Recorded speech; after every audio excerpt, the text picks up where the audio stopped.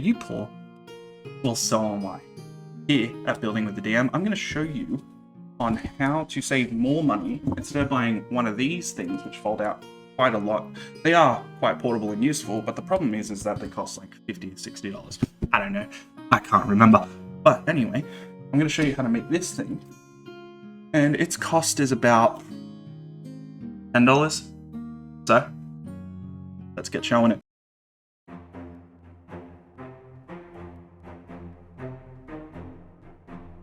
Okay, first off, you're going to need your canvas, a ruler that is 1 inch wide, a gel pen, and 2 cans of spray paint, generally a light green and a dark. Okay, so you need to be able to grab something that you can rest this canvas on.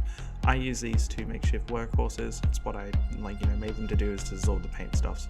But if you put them on a brick wall, make sure you put some newspaper or something down. Make sure that it's nice and sturdy, like you'll find out later in this video. Now grab your brown spray paint and you go layer by layer, just like I'm doing. Not this fast, I sped up the video on purpose, but you go from each direction the way that the grains are going, so that way you can get nice and inside the actual canvas itself. And don't go too heavy and too dark, otherwise you're just going to lose it.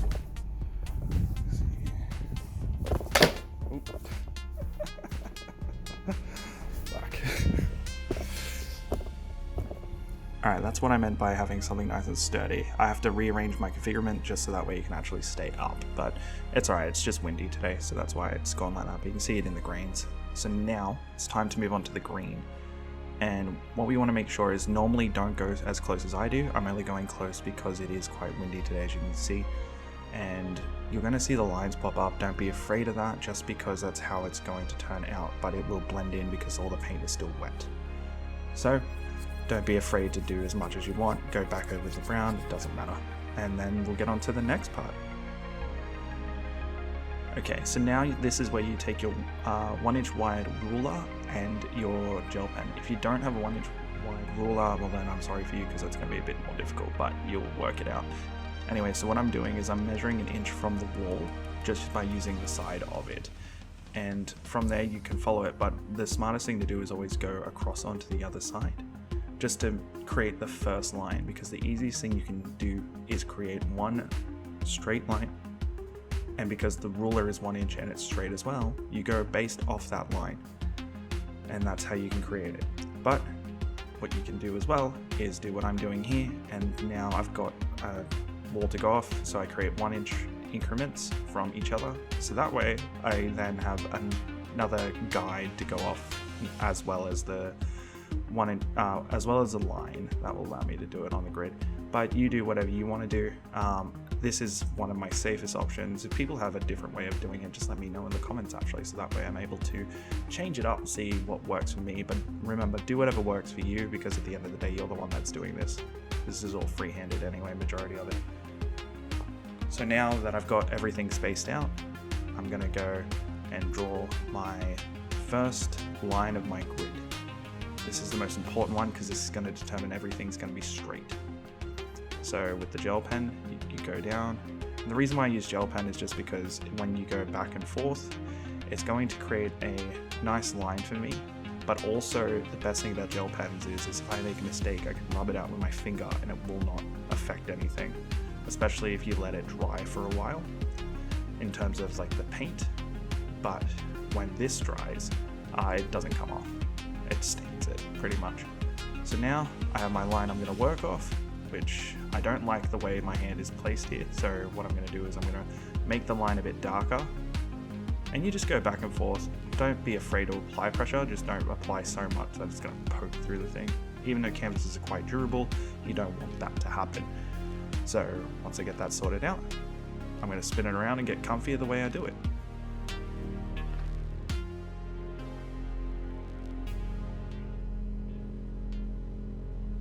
Okay, so now I've got my line, as you can see here. All I need to do is just line my ruler up right next to it in the way I prefer, which is this way. It's taking me a second to figure it out, but the reason why I like this way is so that way I have more control. But not just that as well, if I have my arm on it, I will actually start removing the ink. So my left arm can actually rise up better than my right, because my right is the one I use to draw. So this is what you do, and once you do this, it's just rinse and repeat all the way down.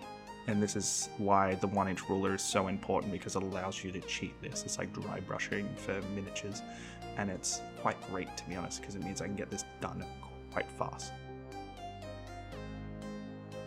Okay, now I've got the first half of my grid finished.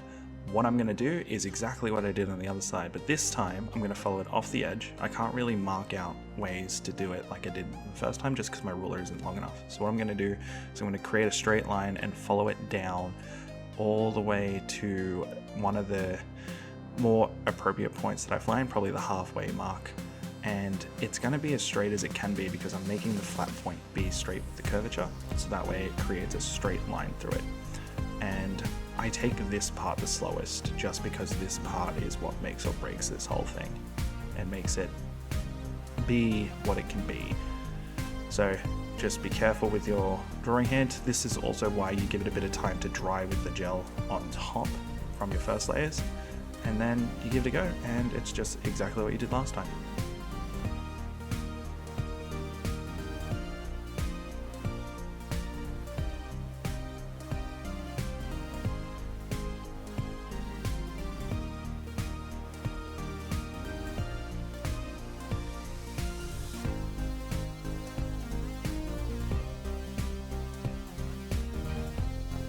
And look at that. Now, I know I've got clay trees and other things, but you can see how it actually blends in and makes a grass field. And it is quite great to look at, because a lot of people don't have this on the table, and it's quite easy to have around and store. It's just a canvas. You get the thin ones, you can get small ones, you can get round ones, and you can do whatever you want with it. And the texture turns out to be fantastic. And after it dries, it just pretty much stays like this for a long time. And it's great. Like, I use it in my games, even though I use a lot of other things. And if you're somebody who wants to have, doesn't have all the terrain I do, then you can just draw using a dry erase marker like I am, a whiteboard marker. And it's quite easy. As you can see, it looks a bit flimsy, but trust me, the tension actually keeps all the miniatures up, and it can hold a lot of weight.